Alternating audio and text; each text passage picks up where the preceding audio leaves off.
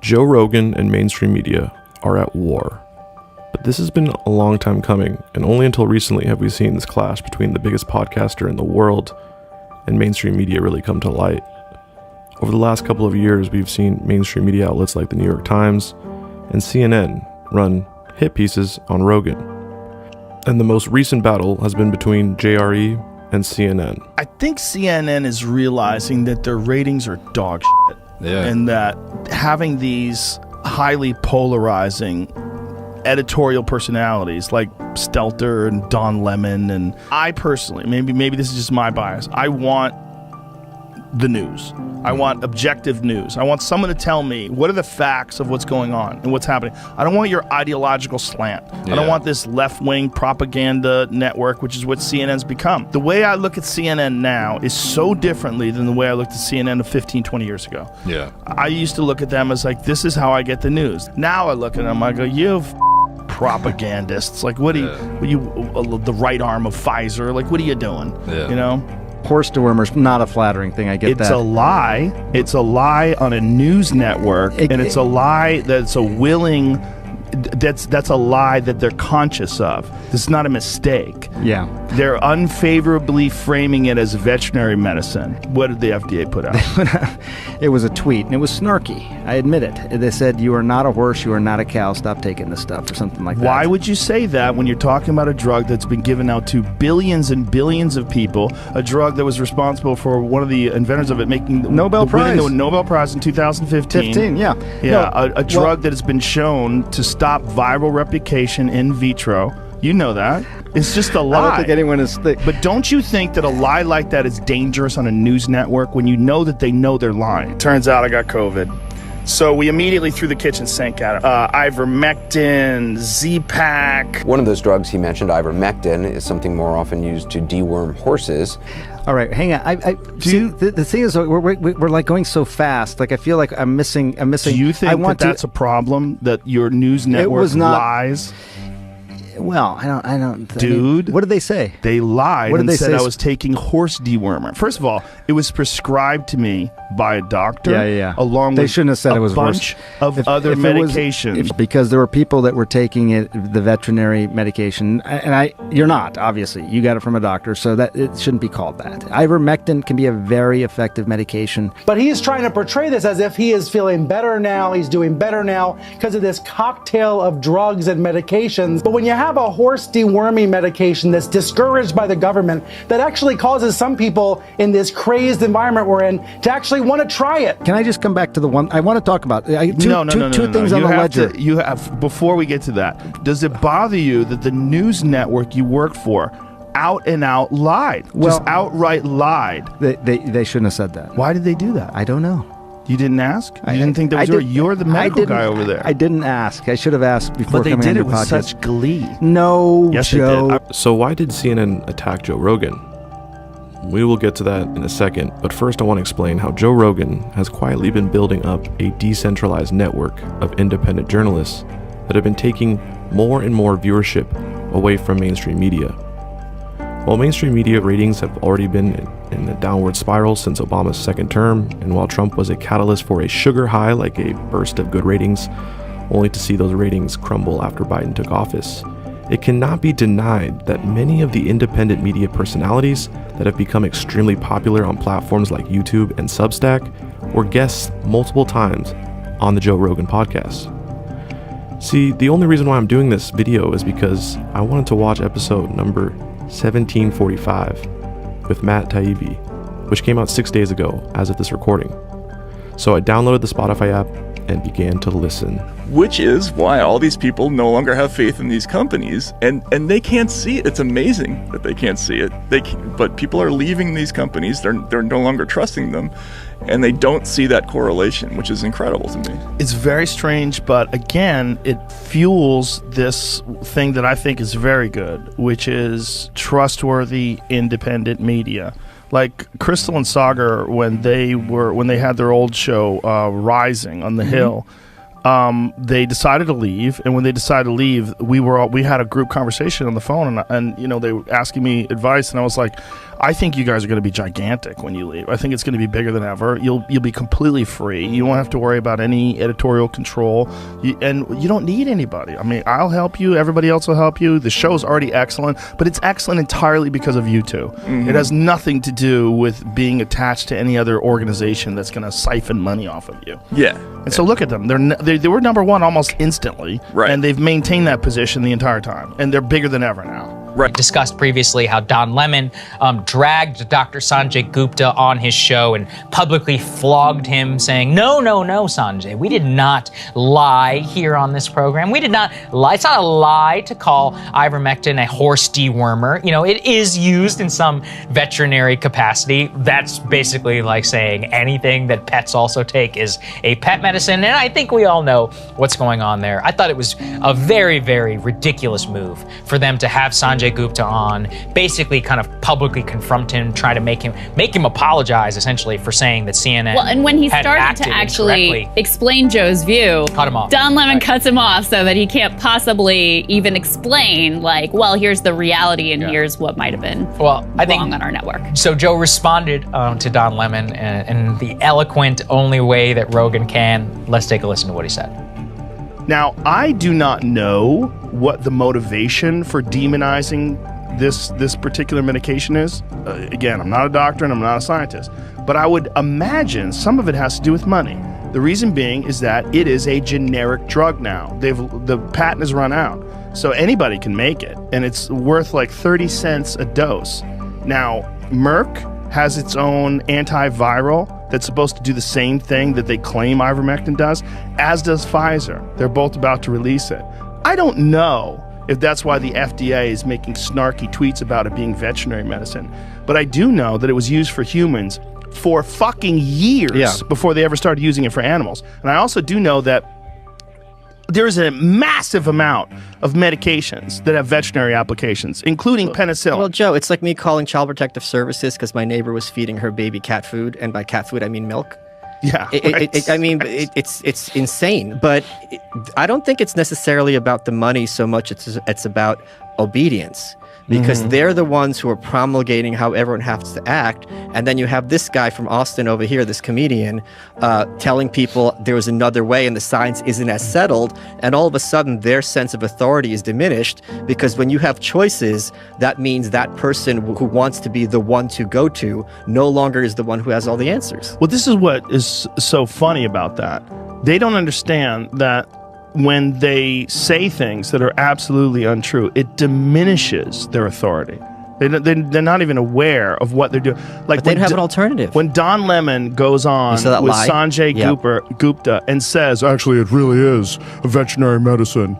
It really is deworming horses. This was the lie. He goes, it's not a lie to say it's also used as horse medicine. He goes, that's not what you said. Yeah, that's not what you said. You didn't say this drug, which also is used for horses. Of what relevance is that? It doesn't have any relevance. Exactly what we were talking about with penicillin and with like a gigantic number of medicines that also have veterinary applications.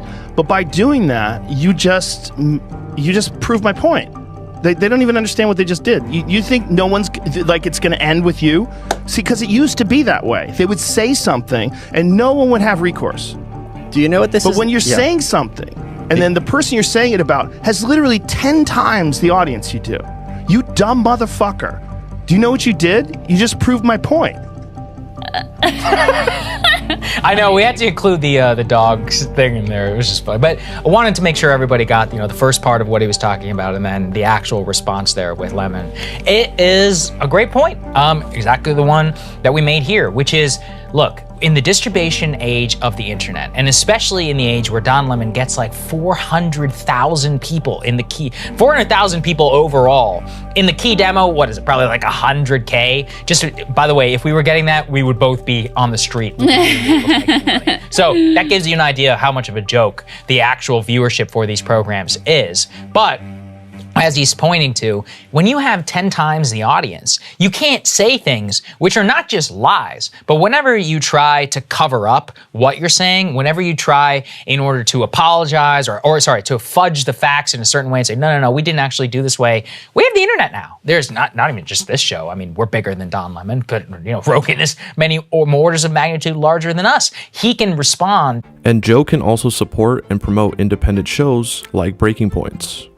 Really, what Joe has started to talk about and support is for people to take the independent route, the route that isn't controlled by corporate overlords, the route that allows you to build trust and credibility with your audience, the route that doesn't force you to betray your morals. Except this is where the censorship of YouTube and suppression of small independent creator channels like mine come to a crossroad. Time to make a decision. Like some real security. Like you're gonna be connected to this network. They're gonna protect you. They're gonna bring in the ads. You don't have to do anything, and they just take a percentage of it. But you will always have income because you'll be connected to us, and we are a big corporation. And you're like, oh, just like when I was on NBC. Right. This is gonna be great. Like it'll give me security, and you start thinking about your mortgage, and you start thinking about your kids' college and all that stuff, and you go, okay, this is a good thing. And it's hard. It's hard to just say no, I'm going to be independent. But this is the time. This is the best time ever to be independent. Yeah, no, and that's why it is a very hard decision for people to walk away and go independent and do the thing. What I did, what Glenn did, what Crystal and Kyle did. But it works, and the other choice, staying with traditional media, is increasingly not a good bargain for you. Not only, is the piece of the pie there getting smaller and smaller all the time because their ratings are getting worse, the advertising revenue is dropping off, but the ideological conformity in those organizations is getting worse, and that is something that never used to exist before, at least not to this degree, anywhere near this degree. So you're going to be miserable doing that. You might as well do the job the way you want to do it correctly. And get paid in a commensurate way for doing it. I think there's a bunch of people, though, that haven't established a large following that are worried, rightly so, of being lost in this. Sure. So I don't think this is available to anyone. It's obviously available to you and to Glenn and to Jimmy Dore and a lot of these other people they've already gathered up a large, loyal audience because they know that they can trust these people. Or the people rather know they can trust them to be honest and to just give their take on things. But there's a lot of people that they're stuck because, they're not really well known and they're kind of in this system and they're realizing while they're in this system that it's pretty fucked. And you have two choices. Either you try to fight against it and you might get ostracized, or you try to conform and then you get lost. Right. And then you become what you despise. Right. Which is more common than not, right? And this is where the size of Joe Rogan's platform comes into play. I mean, he literally is a 2-person podcast, right? Him and his producer, Jamie. And they are bigger than any of the mainstream platforms and have an audience that actually trusts Joe. The more Joe leverages his platform to promote independent journalists and other independent creators, the more people there are to call out and criticize corporate mainstream media. I don't think CNN has realized how big of a mistake it was for them to try and smear Joe, because now it seems like Joe Rogan is aware of the threat he poses to CNN and has constantly been shitting on CNN whenever he gets the chance now. Who could blame him? But that's the whole problem with CNN. They wouldn't have been able to realize how big of a mistake it was to smear Joe because their corporate donors, and in this case, Big Pharma, has dictated the narrative. And it led to this smear of Rogan. I think it's called Heart that makes it. Right. Isn't that what it's called? HART or something like that? Heart card? Yeah, is that what it is? But whatever it is, it was 4 dogs. There's a picture of a dog on it. I didn't even know we had it in my house. And I open up the package and I look at it. I'm like, motherfucker. But but they didn't say that's it. Heart guard. That's it. Mm-hmm. That shit's ivermectin. There it is.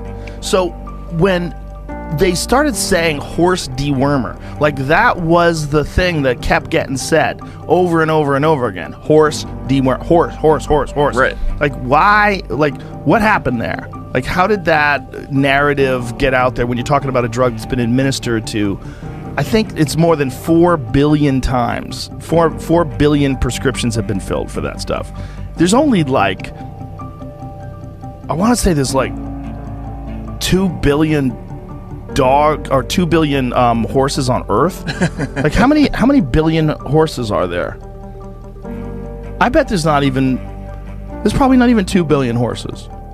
So there's like no way. Why would you confuse that? A drug that's been given to so many people. Why would you confuse that as being primarily a horse drug? 58 million. There's only 58 million horses. So we far outnumber horses. This is something I never knew. Yeah, I was pretty sure of that. Yeah. But the fact that you're talking about a drug that couldn't have been given to all the horses, even if they gave it to every fucking horse. Right. Yeah.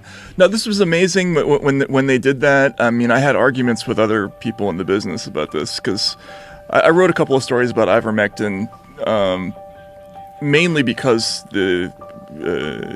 some of the internet platforms were shutting down people who were talking about it, right? So companies like Facebook, YouTube, and YouTube, right? Yeah, that's right. It was YouTube had eliminated, among other things, like congressional testimony about this, and that seemed to me just crazy. Like, yeah. You know, even if the person's wrong, you have to leave it up there as a public service. It's, you know, you should be able to find it, but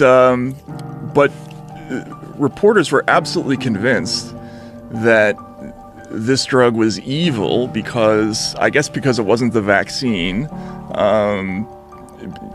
And just the whole concept that people would be looking for some other kind of treatment or might welcome it was just deeply and profoundly offensive to them. So they came up with this pejorative term, this horse dewormer thing, and it was amazing, the unanimity. Like, as you said, it was in every single story. Like the language was exactly the same. Yeah, it was really strange. Right, and even that is odd because, again, once upon a time, your classic journalist was somebody like Seymour Hersh, and the whole idea of being a journalist was to not think like other people. Like you were your own person.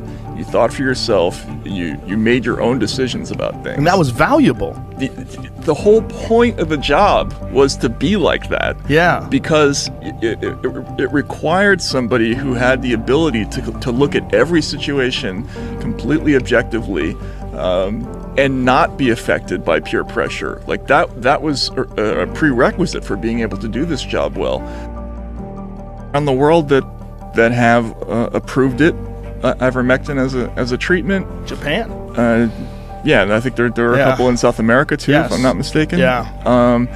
They need real studies, is what they need. There's too many. There's a lot of messy studies out there. Apparently, when you talk to people that really understand the science behind it, they're saying like there's too many different studies. Some studies where they used it in prophylaxis, or studies that used it early on. There's studies that used it late term, which is clearly much less effective.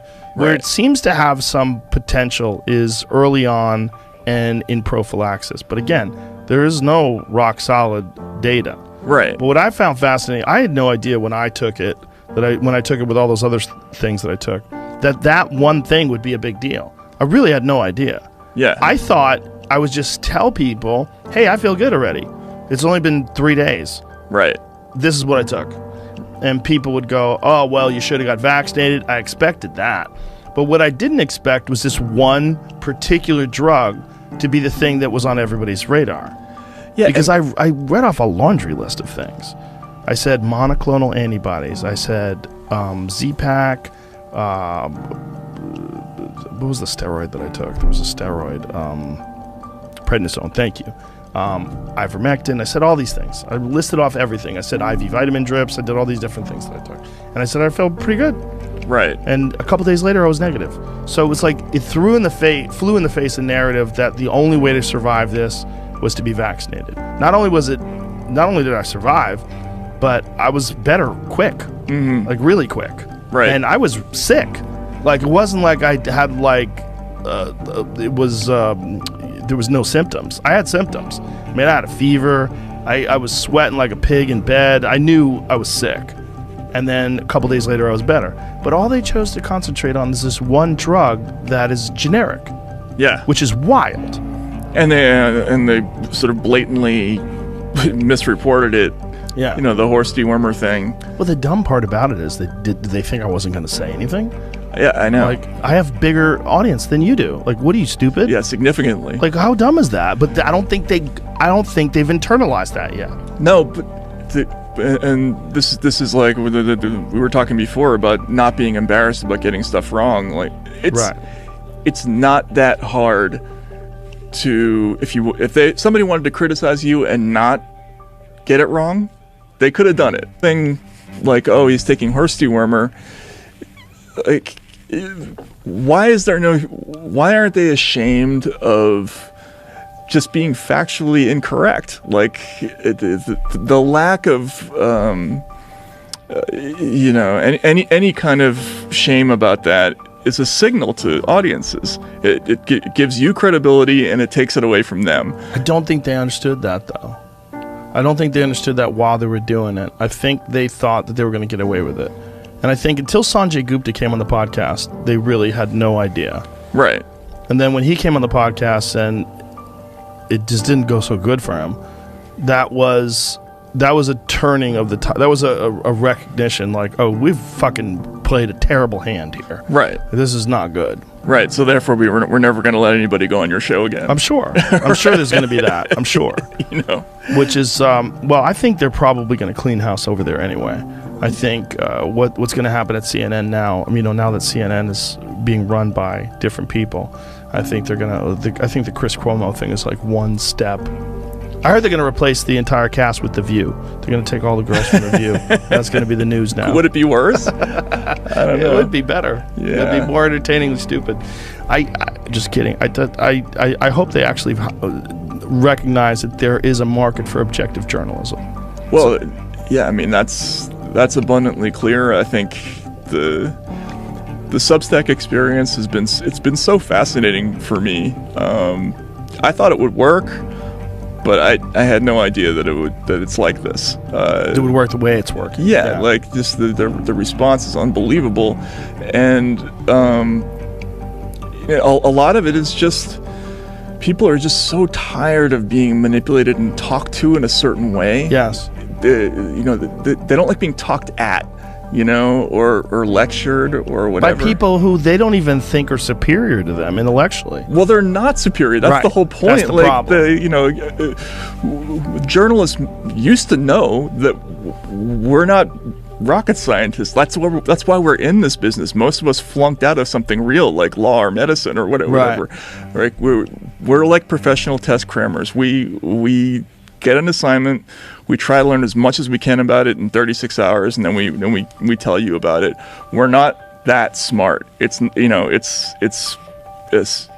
tough job, but it's not like a hard intellectual discipline. But they pontificate on the air, and they pretend that they have this special access to special knowledge, and that they're a level above the common run of people. Which is ironically a sure sign that they're not smart. Exactly. Which is funny. Like, Don Lemon's a great example of that. It's the surest sign that he's not smart is how smart he tries to pretend that he is.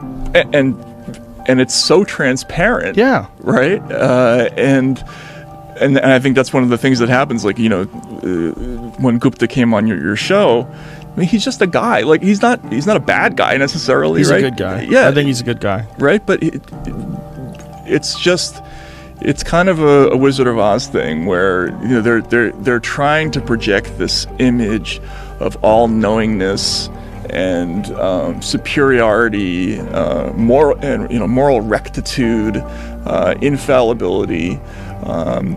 But all they're really doing is telling people that they have a lack of humility and a lack of self-knowledge, Exactly. And it's really unfortunate because it wasn't that long ago that people like Walter Cronkite were the most trusted people in the country.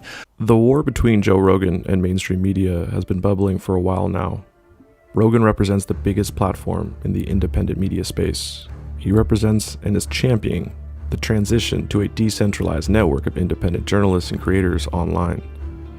While there have been rumors of CNN going back to just news reporting and less so opinion journalism, only time will tell if CNN and Rogan will get back into another skirmish for control of the narrative. But honestly, as the independent news community is growing by the day, the viewership of corporate mainstream media outlets like CNN's gets smaller and smaller. Like the comedy scene to me, I don't know, it just seems like through network television, there's nothing funny there On anymore. network television, but in the clubs, it's one of the best times ever. Is it really? Yeah, there's a lot of daring motherfuckers out there. Bill Burr, who's one of the best of all time. He's phenomenal, and he's killing it right now. He's fighting it. You know, he's not giving into it at all. He's fighting it, and there's a lot of guys like that out there now. There's guys coming up like Tim Dillon, Andrew Schultz, you know, Mark Norman, Shane Gillis. There's a lot of funny fucking young guys that are coming out that are dedicated to real stand-up. The way there's a lot of people out there that are dedicated to being journalists, and they're just trying to find their way through, and they really respect real journalism. They don't want to be a corporate hack. Right. They want to be a real journalist. And they also recognize that we got to stay together. We got to stay together, and we got to help each other. Thanks for watching. Please hit the like button, comment down below, share this video, and subscribe if you are not already. I know this is not a typical video of mine, typical subject, but we're going to start to expand a little bit more out from the usual topics. Anyways, this is LMC, signing out.